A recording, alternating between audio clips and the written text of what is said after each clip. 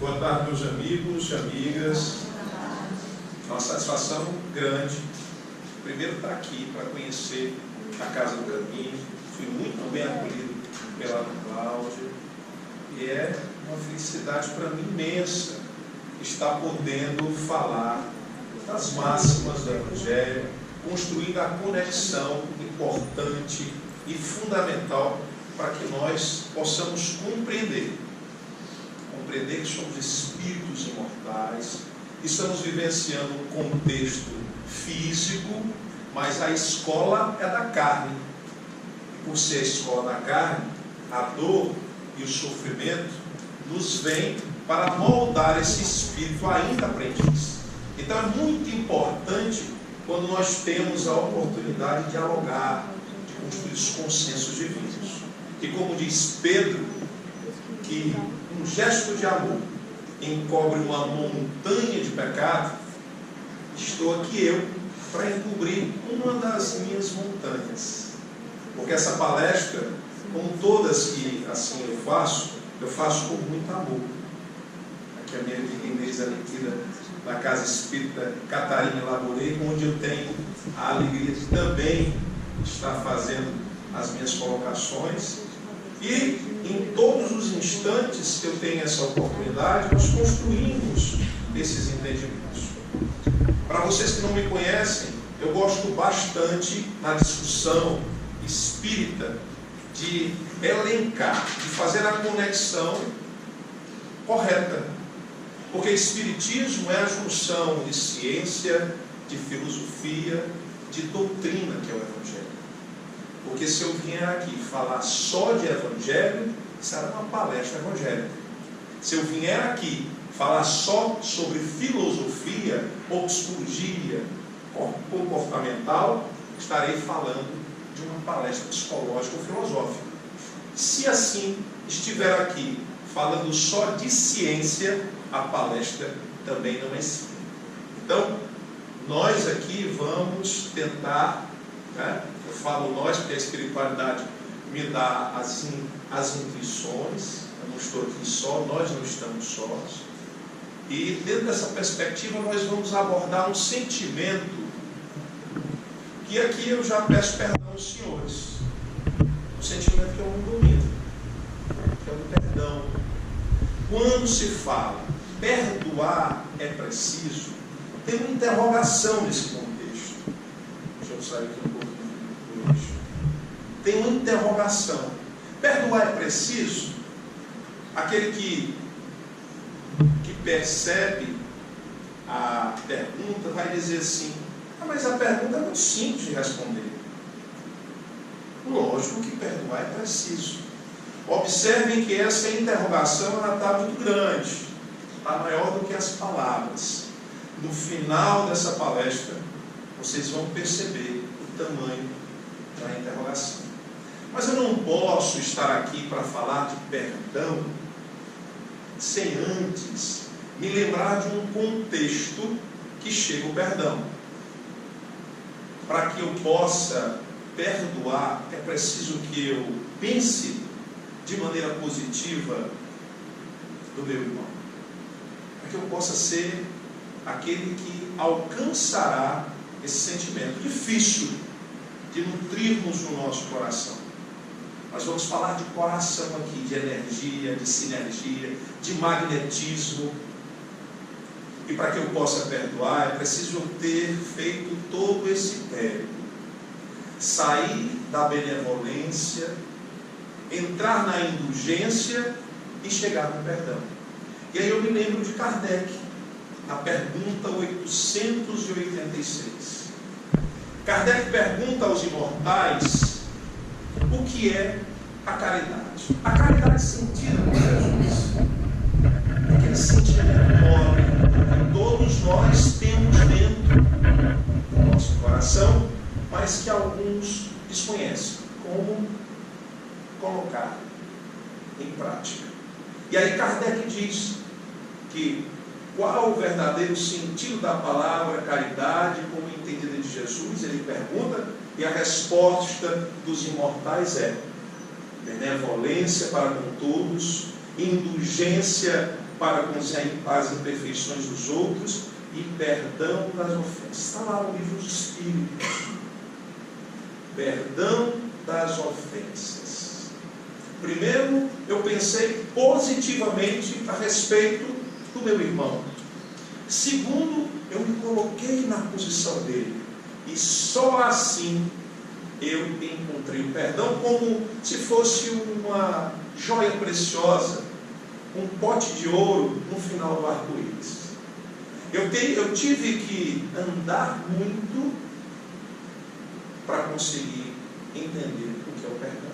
Eu não acredito quando alguém diz que perdoa o outro, quando não pensa positivamente e quando não se coloca na posição do outro. Fica aí o perdão só nos lábios, não sentida nosso coração. E Kardec, de tanto questionar os espíritos, ele percebe que a grande maioria das comunicações são comunicações que relatam dívidas, desajustes emocionais. Espíritos que na erraticidade encontram-se cristalizados no ódio, no rancor e na mágoa. Espíritos que não pensaram de maneira positiva, que não se colocaram na posição do outro e não perdoaram. E aí Kardec fala, aquele que pede perdão a Deus de suas faltas, só obtém se modificar a conduta. As boas ações são a melhor das preces, pois os atos valem mais do que as palavras. Eu quis grifar atos e palavras. Muitas vezes nós não nos percebemos, mas através dos nossos atos, que arrastam muito mais do que as palavras, nós ferimos pessoas, machucamos, deixamos marcas muito ruins. Nós marcamos as pessoas de duas formas: pelo aquilo que fizemos de bem para elas e aquilo que também não fizemos de bem para elas. Procure marcar as pessoas com coisas, atos e palavras positivas, porque só assim você não terá que pedir perdão a elas. E aí, quando muitas vezes desses atos, as proximidades, as relações que são construídas no hoje, são relações, muitas vezes, relações comerciais.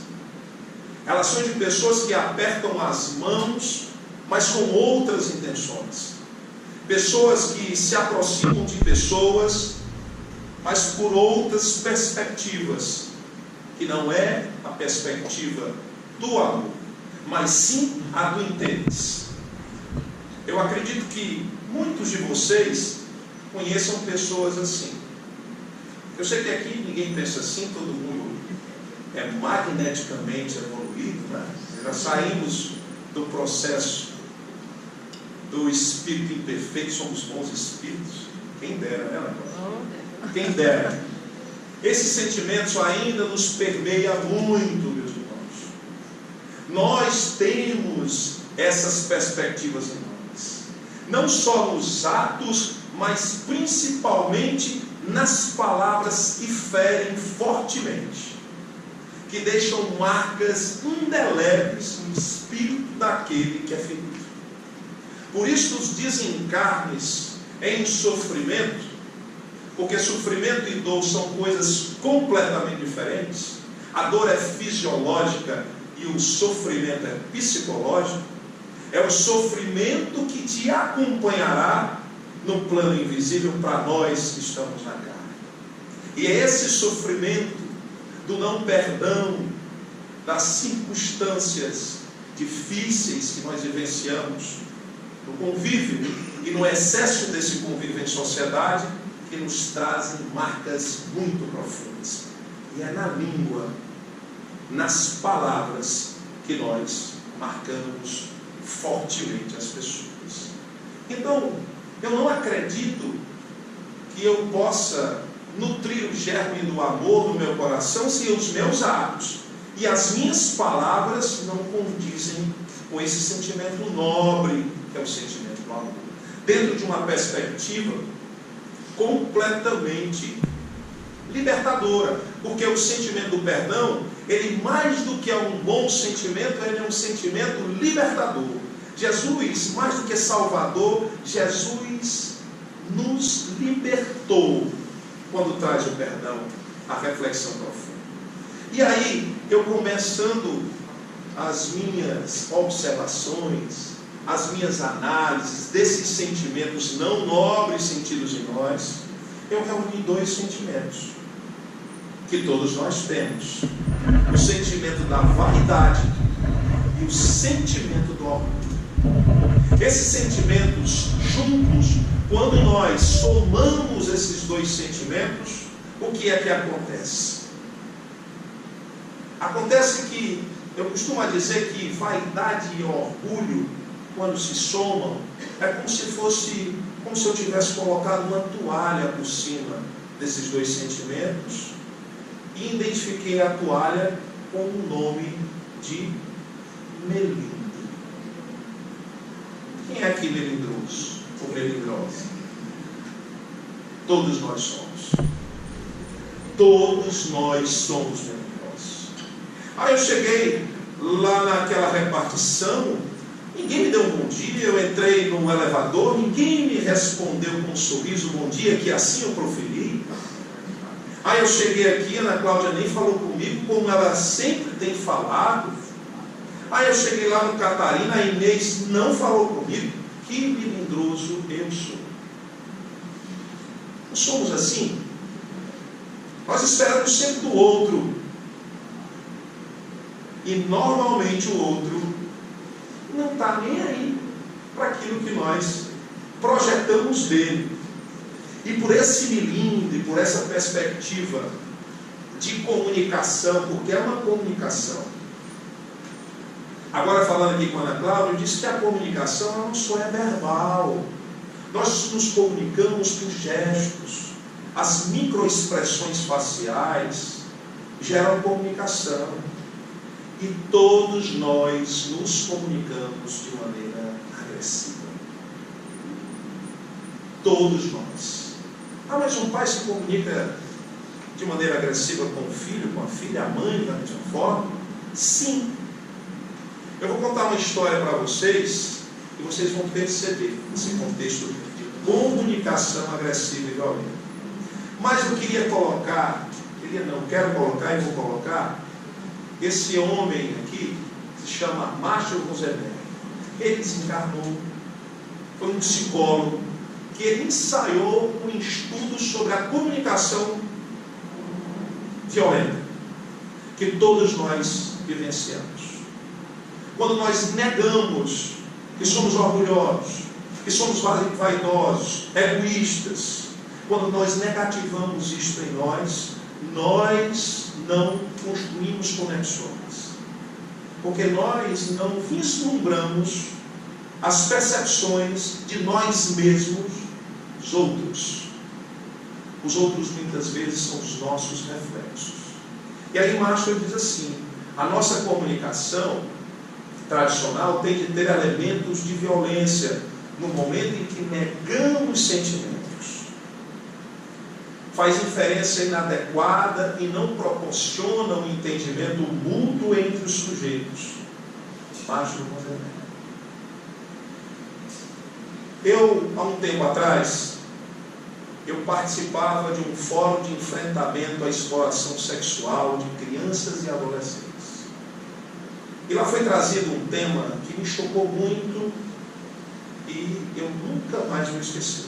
Uma mãe que pegou o braço do seu filho de 2 anos e meio, esquentou a água na chaleira e colocou a mão da criança na chaleira. Na hora eu disse: que mulher insana. Uma mãe faz isso com o filho? Como pode? Mas ela fez por amor. Todo esse gesto violento de comunicar. Ela morava no Rio de Janeiro, devem namorar, na favela dos Macacos. Ela tinha um esposo e viviam em harmonia.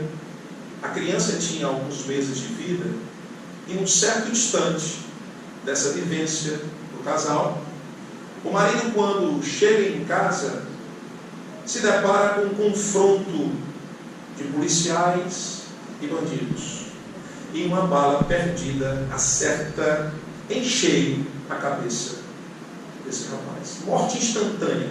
Morre nos pés da sua esposa. É revolta. Viviam em harmonia. Ele era um pedreiro, ela professora da escola municipal. E aquela revolta, aquela aflição, aquela inquietação, fez com que aquela mulher fizesse uma jura para ela mesma: eu não vou deixar que o meu filho se transforme num delinquente social. Porque marginal social nós já somos. Vivemos à margem do contexto, mas delinquente não seremos. E assim ela começou a trabalhar mais, deixou uma profissional, uma babá, tomando conta da criança, e chegava à noite para ter esse conflito. Em um desses instantes, ela, brincando com o filho na cama, vai ao banheiro, e quando volta, vê o filho brincando com a mão na bolsa dela. O que é que ela fez? Vou ensinar esse menino a não meter a mão na bolsa de ninguém. Esquentou a água na chaleira e colocou a mão na criança, como uma comunicação para que ele não fizesse mais isso. Comunicação violenta ou não foi? Mas por que é que ela fez essa comunicação? Porque essa comunicação, o pai dela sofreu do avô, o avô do bisavô, e ela sofreu do pai. Então a conexão que replicam-se perspectivas de agressividade e comunicação violenta. E assim somos também. Eu tenho 3 filhas, e a mais nova, o nome dela é Valentina. Às vezes eu me pergunto, por que eu coloquei o nome da minha de Valentina? Ela é valente. Ela me encara. Ela me desobedece assim, brincando. E para eu não ser agressivo fisicamente com ela, aí eu tenho que inventar algumas histórias, né? E com a Valentina, vai tomar banho. Eu não quero tomar banho agora. Você vai tomar banho. Porque se você não for tomar banho, o Antônio Peitão vai lhe pegar. Ela fica apavorada com o Antônio Peitão. Olha que comunicação agressiva que eu estou fazendo com a minha filha. Mas naquela época o meu pai fazia comigo e disse: olha, se tu não fizer isso, eu vou te colocar no Santo Antônio do Buraco. Quem é que não conheceu o Santo Antônio do Buraco aqui? Então, meus irmãos, essa perspectiva de nos comunicarmos de maneira agressiva é uma realidade nas nossas vidas. Então, Marshall Rosenberg, ele fala isso e dificulta demais a benevolência, a indulgência e o perdão, que é o contexto que estamos aqui a falar. Então, dentro dessa perspectiva de negar sentimentos, eu quero trazer aqui um gráfico, certo? Desse gráfico está, não sei se dá para vocês verem, está as respostas emocionais no positivo e no negativo, ativo e passivo. E o tempo que rasga esse contexto. Quando em sofrimento estou e negativo essa perspectiva de sofrimento, eu conflitei com ele, mas eu não sou orgulhoso, não sou vaidoso, não. Quando eu começo a negar, eu começo a dizer que esse sentimento não é meu. Eu começo a colocar a culpa no outro. Eu não sinto isso. Aí, dentro da perspectiva de não querer sentir, negar esse sentimento, é onde a raiva se apresenta. E a raiva de começar a apontar o dedo para o outro. Você é culpado disso. E aí pergunta, por que é que isso acontece comigo? Dentro desse diálogo consigo mesmo, nós nos deparamos com as respostas ruins. E aí entramos em depressão. Uma perspectiva de sofrimento absurdo. Algumas pessoas, quando se deprimem, precisam de acompanhamento médico para emergir desse sentimento. Mas tem uma depressão onde o mundo perde a cor, eu me odeio, porque aí eu começo a fazer as avaliações da perspectiva do conflito. E já que a minha relação com ela, com ele, isso abrange a todos os contextos. Contextos de amizade, contextos de relacionamentos. Quando eu começo a entender que é muito caro para mim essa relação e que é muito importante eu resgatar, aí eu começo a acender e eu começo a fazer negociações. Eu farei tudo para ter você de volta. Eu farei tudo para ter a tua amizade. E dentro dessa perspectiva de negociar, eu começo a entender e aceitar, que aí é a saída completa, a aceitação que eu sinto aquele sentimento. Realmente eu fui egoísta, orgulhoso, vaidoso, certo? E por saber, eu aceito o que fui no passado, eu perdoo, eu te perdoo, eu me aceito, eu te aceito. Percebam que isso são compreensões que são feitas dentro de uma perspectiva de tempo, de fazer uma avaliação, uma análise desse sentimento que antes se negava a ter. E aí eu me lembro de uma frase de Carl Jung, quando ele diz assim: conhece a tua sombra primeiro, para você poder conhecer a sombra do outro. Olha que fala feliz de Carl Jung. Olha que perspectiva profunda de querer conhecer a si mesmo, a viagem interna para descobrir o outro na perspectiva do relacionamento. Aí sim eu vou conseguir te entender, te compreender.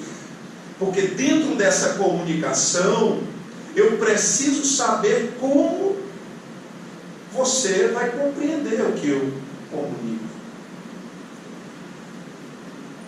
O nosso coração, ele é um instrumento, uma caixa de ressonância de comunicação para o cosmos e para os outros que vivenciam com isso.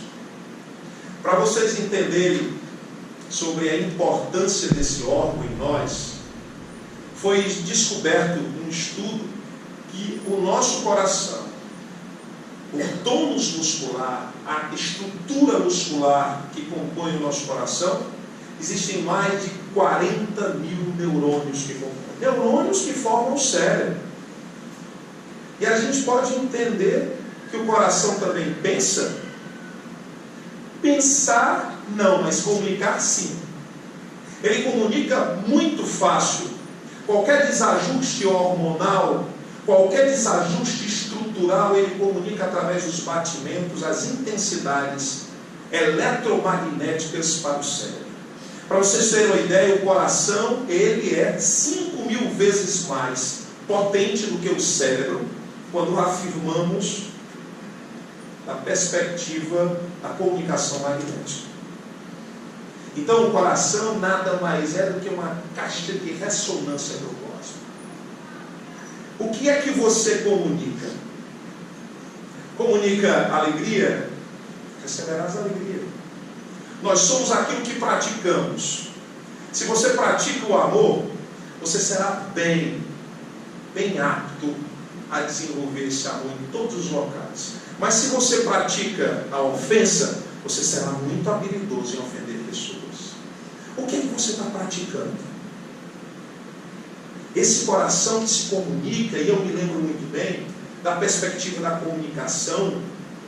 Chico Xavier, em um dos momentos, já no desencarne, próximo ao desencarne de Chico Xavier, eu tive um amigo, tenho um amigo, que ele teve a oportunidade de ir ao centro espírita que Chico psicografava. Ele chegou 5 da manhã, só foi ser possível visualizar Chico Xavier às 9 da noite, porque Chico chegou nesse horário. Tinha muita gente. E ele conseguiu entrar, ficou nas 10 primeiras fileiras. Quando Chico Xavier veio se aproximando de maneira muito compassiva, passos muito pequenos, o físico, a estrutura física dele já não cabia, né, tantos esforços. Aquelas pessoas que estavam nas 10 primeiras fileiras choraram copiosamente. E aí, falando de coração, olha essa comunicação. Chico foi estudado pela NASA e o seu campo eletromagnético era de mais de 30 metros. O nosso, normalmente, é de 4,5 metros. Mais de 30 metros, comunicando amor, jogando amor em todo canto. E lógico, recebendo amor. Porque a egrégora ali do ambiente era propícia para essa comunicação reverberante. E todas aquelas pessoas choraram copiosamente. E aí, pensando em Chico, eu me lembro de Jesus, o coração de Jesus. Jesus tinha com ele 12 mais próximos, os que tinham conexão profunda com o Mestre. Desses 12 que acompanhavam Jesus até para tomar banho, existiam 200 próximos. Desses 200, 2.000 pessoas peregrinavam com o Mestre. Que fantástico era essa comunicação. Desse coração crístico que impulsionava amor, que impulsionava vibrações magnéticas, curativas. Jesus curava sem antes mesmo estar presente. Só em pensamento, em telepatia, Jesus curava. Tamanha potência desse sentimento nobre que todos nós temos, porque somos Cristos, nós é que não sabemos ainda como expor, porque faremos mais do que ele, assim ele diz. Então Jesus comunicava-se assim, como ele comunicou com Zaqueu em cima da árvore, porque sabia que a comunicação dele estava em sintonia com o Mestre. E aí, sobre essa comunicação de sentimentos bons, eu me lembro também de João Evangelista. João Evangelista, o apóstolo apaixonado. João Evangelista foi aquele que teve o privilégio de encostar o ouvido próximo ao peito do Mestre e escutar os seus batimentos cardíacos. Que fabuloso! Tanto é que João Evangelista, para quem estuda, a encarnação de João Evangelista, a seguinte, foi Francisco de Assis. Francisco de Assis. Um homem que se comunicava com todos, com tanto amor. Por isso que eu falo da importância desse coração quando eu não tenho uma perspectiva de amor, porque se eu comunicar o não perdão, receberei do outro o não perdão também. Então vocês têm dentro da caixa torácica de cada um de vocês um órgão fabuloso e especial. E todos esses físicos quânticos, Greg Brenner, Amit Goswami, o próprio Deepak Chopra, que eu estou com um livro agora para ler, falando sobre cura quântica, autocura quântica. Todos esses homens, eles já falavam isso há muito tempo, são ativistas quânticos e falam dessa sinergia, dessa comunicação exterior que o nosso coração tem e faz a toda hora, a todo instante. Essa conexão que deve ser feita com a compreensão. Nós podemos fazer isso, porque temos essa perspectiva e desse coração que emana energia. E aí eu fiz um estudo na Bíblia, o primeiro e o segundo Evangelho. Existem mais de 300 passagens que falam do coração. Eu não vou colocar as 300 aqui, não dá tempo. Mas eu vou colocar algumas para a gente poder entender. Para o judeu, quando ele dizia: amar o teu Deus que é meu, de todo o teu coração, de toda a tua alma, de toda a tua força. Quando ele fala de todo, ele diz que no coração é o nascedor. Lá no coração é o nascedor da inteligência e dos sentimentos. E para que eu possa amar a Deus, eu tenho que ter uma unicidade no contexto desse coração. Um coração dividido não pode amar a Deus. Ele tem que estar integralizado. Olha que perspectiva. É onde nasce a inteligência e os sentimentos. É como se eu fosse o cavaleiro montando um cavalo. Eu tenho que controlar os meus sentimentos. E aí Jesus, Mateus revela isso, diz nas bem-aventuranças, Jesus diz que os puros de coração verão a Deus. Os puros de coração. Da mesma perspectiva que fala que, pois no interior do coração dos homens, que procedem os maus pensamentos, as prostituições, os furtos, os homicídios, os adultérios, enfim. O nosso maior problema não é o externo, mas interno. Todos nós temos um problema de coração. Marcos 7, 21 a 23. Nosso coração, nossas perspectivas, nossos julgamentos, nossas prismas. É daí. Mas é daí também que sobre tudo que se deve guardar, guarda-o teu coração, porque dele procedem as fontes da vida. Nós temos a energia, e essa energia nós podemos modulá-la. Nós podemos vibrar em amor, como também vibramos na dor e no sofrimento. Cabe a nós comandar essa energia, porque é do nosso coração onde saem todas as fontes da vida. São perspectivas reais. O que ama a pureza de coração e é amável de lábios será amigo do rei. Quem é o rei? O rei é Deus. E aí, pessoal, até a Terra tem um campo eletromagnético. Até a Terra. O Sol e a Terra aí. O Sol, ele emana para a Terra, através das erupções solares, ele emana os chamados ventos solares. E eu vou dizer aqui uma coisa a vocês. Em 1958, James Van Allen descobriu que o nosso planeta existem cinturões magnéticos.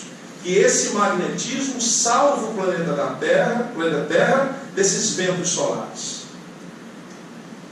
E eu vou falar uma coisa para vocês que vocês vão ficar impressionados. Na Segunda Guerra Mundial, onde o Holocausto, onde muitos desencarnes aconteceram, esse magnetismo, esse campo eletromagnético da Terra foi alterado. Porque tinha muito sofrimento na Terra. E se nós comunicamos dor, recebemos dor. A Terra comunicou dor para o Sol. E o Sol jogou dor para a Terra. Foram as calotas polares, elas degelaram o que hoje não conseguem degelar. Naquela época, já existia uma percepção de algo muito mais profundo, muito mais intenso, sobre essa energia, sobre esse controle da energia. Por isso que nós devemos entender o que é que nós comunicamos, como é que nós estamos comunicando, o que é que o nosso coração está comunicando. Comunica amor, comunica dor, comunica inveja, comunica rancor, comunica gentileza. O que é que o coração de vocês, cada um comunica? Porque nós devemos perceber o que nós estamos comunicando. Se a nossa comunicação é agressiva, violenta, se nós comunicamos benevolência, indulgência e atingiremos sim o perdão ou não? O que é que nós estamos comunicando? Porque dentro da perspectiva da comunicação, o nosso coração faz. Nós temos que saber o que é que nós estamos comunicando. Porque tem coração de todo jeito, viu, pessoal? Tem coração que sofreu tanto e só comunica assim. Só comunica espinhos, machuca o outro. E quanto nós comunicarmos dor, saberemos também. Eu acredito que vocês devem conhecer casais que se amam, mas se machucam muito. Por quê? Porque só comunicam raiva, sentimentos ruins. Se amam, mas se comunicam assim. Isso é comum. Essa comunicação violenta. Esses sentimentos que nós não sabemos o que sentimos. Quando você começar a sentir por alguém raiva, inveja, enfim, pergunte a você por que é que você sente isso. Pergunte, porque se você não perguntar, você vai conviver com pessoas que amam e vai continuar sofrendo e fazendo elas sofrer. Dentro de uma perspectiva de não compreensão. Porque existe coração de todo jeito, coração disposto para bater, mas aquele que bate também apanha. Coração que é transparente. Tem gente que diz assim: olha, eu transpareço todos os meus sentimentos. Se eu gostar de você, eu digo que eu gosto. Se eu não gostar, também digo que não. Nós sabemos que a verdade é um diamante. Ela é importantíssima, a verdade, para nós. Mas venhamos e convenhamos. Se eu pegar um diamante de 5 quilos, se eu jogar esse diamante na cara de alguém, não vai machucar? Vai machucar. Agora, se eu pego esse diamante e coloco um veludo nesse diamante, que é a minha bondade, o meu amor, e em vez de jogar, eu te entrego esse diamante, o que é que acontece? Aí sim a verdade vai valer a pena ser dita. Porque não adianta falar a verdade se ela vai trazer um transtorno ainda maior. São percepções que nós devemos ter, porque o nosso coração, muitas vezes, tem gente que olha o coração como uma lata do lixo. Meu coração só pensa coisas ruins a respeito de mim mesmo, a respeito de outras pessoas. Mas o nosso coração, ele é importantíssimo. Esse coração que na Bíblia fala, essa perspectiva de reajuste, de ressignificar a caminhada, parte dessa vibração que nós jogamos no cosmo e que recebemos também do cosmo. O nosso coração, ele pode florir. Nós podemos florir perspectivas felizes. Nós podemos gerar alternativas felizes em nós e nos outros. Nós só precisamos entender que nós temos esse potencial para fazer isso. Nós só precisamos aceitar os sentimentos, questionar por que sentimos e descobrir uma alternativa para que a gente possa florir esse coração. Porque um coração que flore, um coração que joga perfume, esse coração, ele abre outras perspectivas para outros corações fazerem o mesmo. Não é contaminar, é contagiar. Amor contagia amor. Amor contagia amor. Esse coração que flore, esse coração que está aberto, é o mesmo coração que ressignifica os relacionamentos. Relacionamentos ressignificados são relacionamentos que não deixaram de existir. Eles apenas ressignificaram.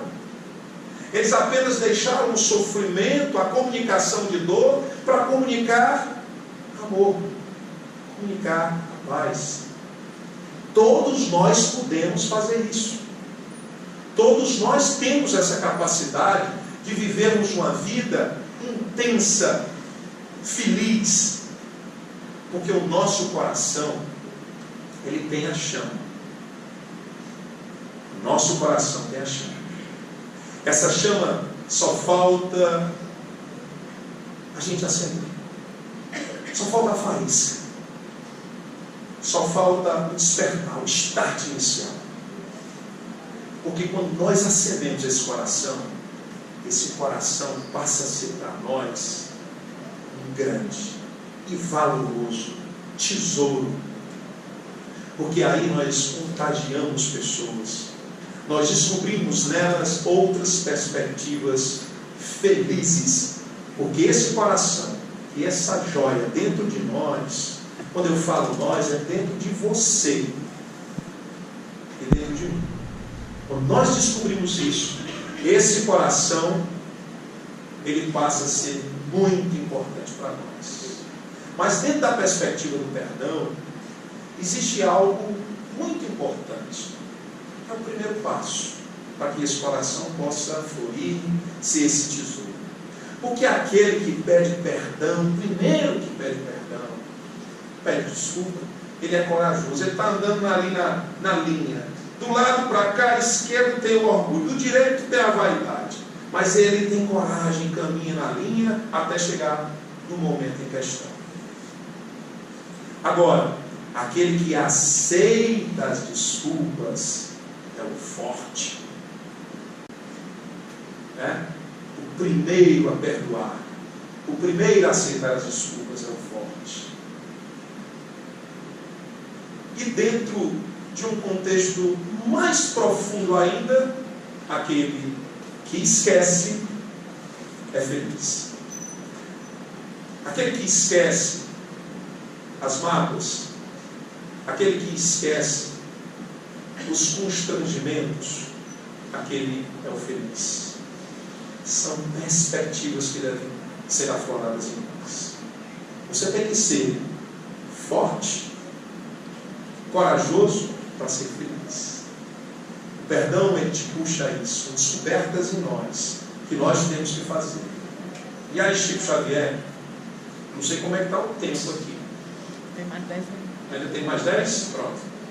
Chico Xavier coloca essa fala sobre o perdão, que o perdão é fundamental, que o perdão é importante, e foi o perdão a última coisa que Jesus trouxe, para que a gente possa realmente aprofundar esse sentimento. E a gente tem que utilizar esse sentimento. Se eu estiver lá no Japão, que eu falo em japonês, se eu estiver nos Estados Unidos, que eu falo em inglês, na França em francês, mas se eu estiver aqui no Ceará, eu falo em cearense. Olha a comunicação, ela olha para ele, me perdoa, bicho velho. Aí ele olha para ela e diz assim, te perdoo, bonequeira velha. Aí ela responde, fresca mais comigo não. Aí ele, tá bom, não fresca mais não. Aí a resposta dela, sou arriado os 4 pneus por você, meu doidinho dos pão. Aí a resposta dele, ô bicha velha doida para eu amar. Que essa comunicação seja de qualquer forma, mas que seja compreensiva a comunicação. Que esse perdão possa ser uma grande verdade na nossa comunicação, que nós deixemos de ser comunicadores violentos para nos comunicar em paz e harmonia. E aí Rosenberg, que eu trago mais uma vez, ele começa a adentrar uma percepção mais profunda do que o perdão. Rosenberg diz que o que eu quero na minha vida é compaixão, um fluxo entre mim e os outros baseados em uma doação mútua do coração. Esse homem, ele morre não, que ninguém morre.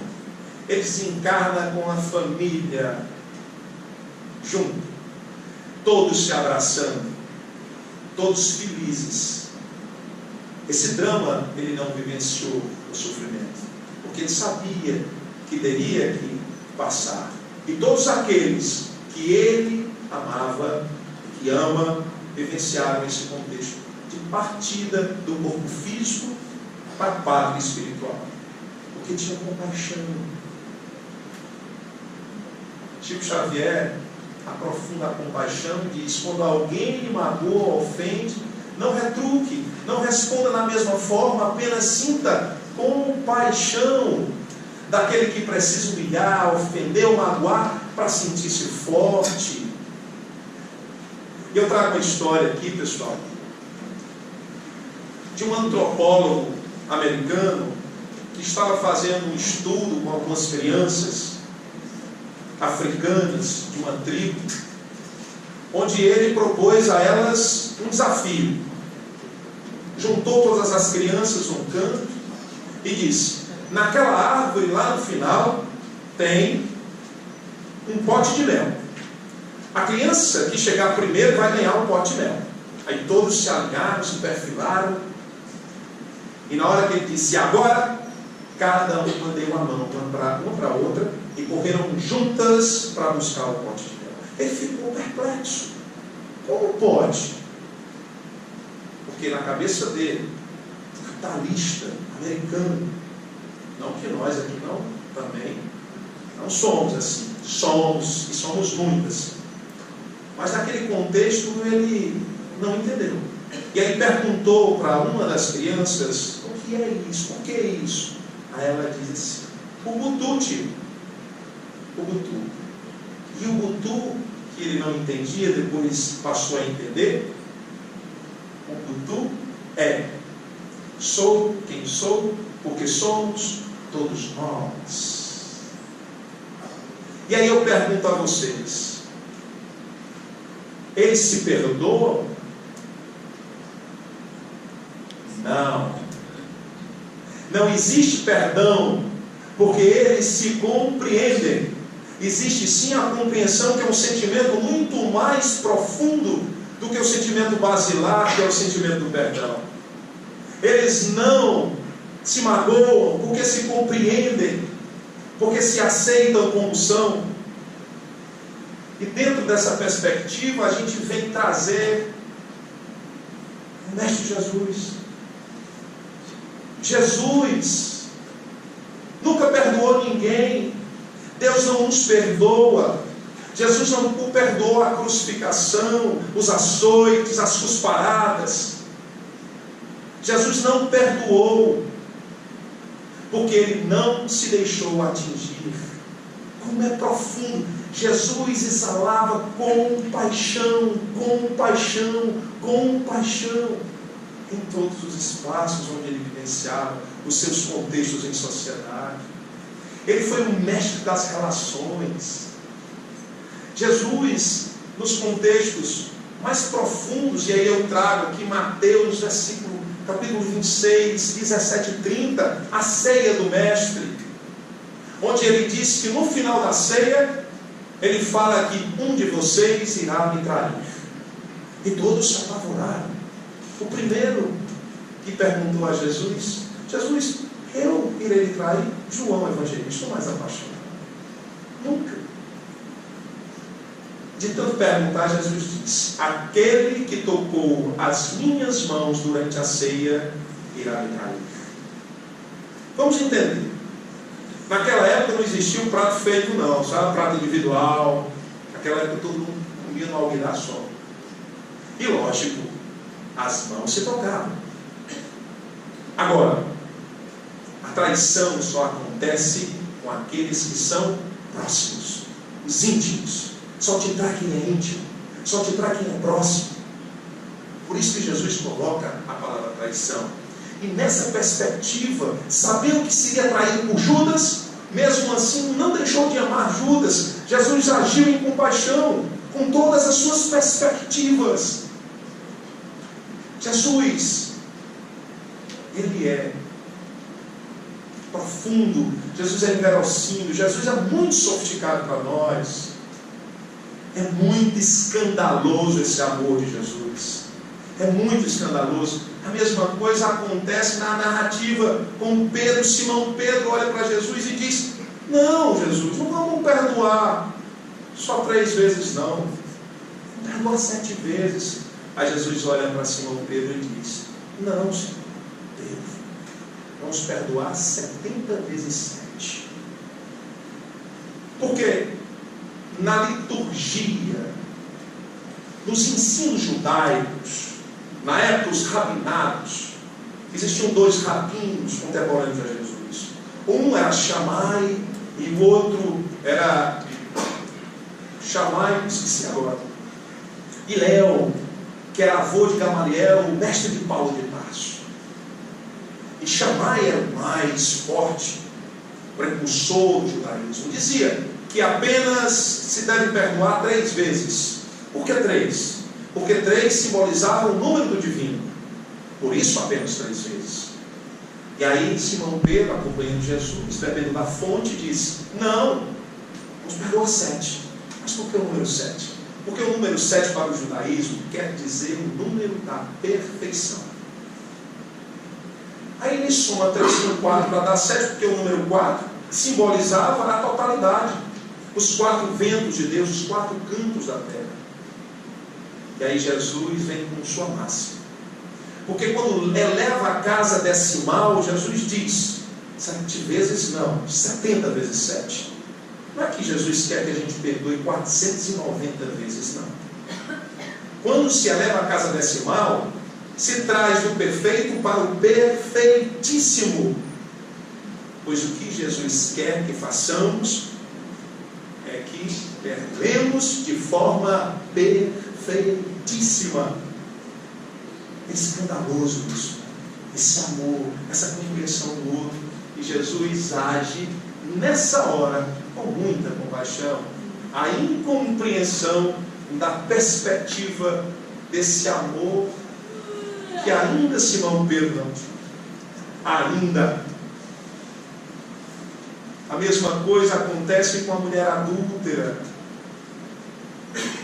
Os fariseus jogam aquela mulher dizendo: essa mulher deve ser esculpida moralmente em praça pública ou rua pública. Esculpida moralmente é morrer apedrejado. Aí Jesus simplesmente agacha-se, escreve toda a lei mosaica no chão e diz: estão aplicando a lei de Moisés de maneira errada. Porque se ela é adúltera, cadê o adúltero com ela? Aí os fariseus dão um passo para trás. Aí Jesus acerta, pega uma pedra e diz: está aqui a minha pedra. Mas se você quiser aplicar a lei de Moisés de maneira errada, você que nunca pecou, está aqui a minha pedra, pode começar a apedrejar. O que foi que eles fizeram? Jogaram as pedras no chão. E dessa maneira Jesus agacha-se, olha no olho e pede que ela levante-se, que ela siga, porque aqueles que vieram para julgá-la não tiveram condição de julgar, muito menos condenar. E não seria Jesus a condená-la. Por quê? Porque ele não se deixa atingir, porque ele age em compaixão. A última perspectiva, Isaías 3:7. Jesus já estava caminhando para o flagelo. E um dos fariseus olha para o mestre e diz: você sempre diz que comunica-se com o Pai. Estás agora em comunicação? Jesus diz: sempre, nunca nos desconectamos. E por que o teu Pai não te salva? Aí Jesus responde: se assim quisesse, hordas de espíritos de luz viriam me resgatar daquilo que vocês acham que eu estou aprisionado. Profundo isso. Jesus aí, total em compaixão. Profundo sentimento de compaixão desse ser crístico, ou, como Platão dizia, um demiurgo, pisou ao nosso planeta, vivenciou contextos sociais conosco. E aí, meus irmãos, por todas essas narrativas, dessa força do coração, dessa simbologia, dessas reflexões, nós devemos entender que o nosso coração, que é o nascedor da inteligência, o nascedor dos bons sentimentos e dos sentimentos também não nobres, esse coração deve ser controlado por nós. Porque através dessa comunicação maravilhosa, nós podemos fazer maravilhas na nossa vida e na vida do outro. Assim nós devemos querer. Porque se eu quiser, eu posso transformar esse meu coração cósmico em um coração crístico. E aí eu pergunto a vocês, dentro desse contexto e sociedade que vivenciamos, olha o tamanho da interrogação. Perdoar é preciso? Muito obrigado.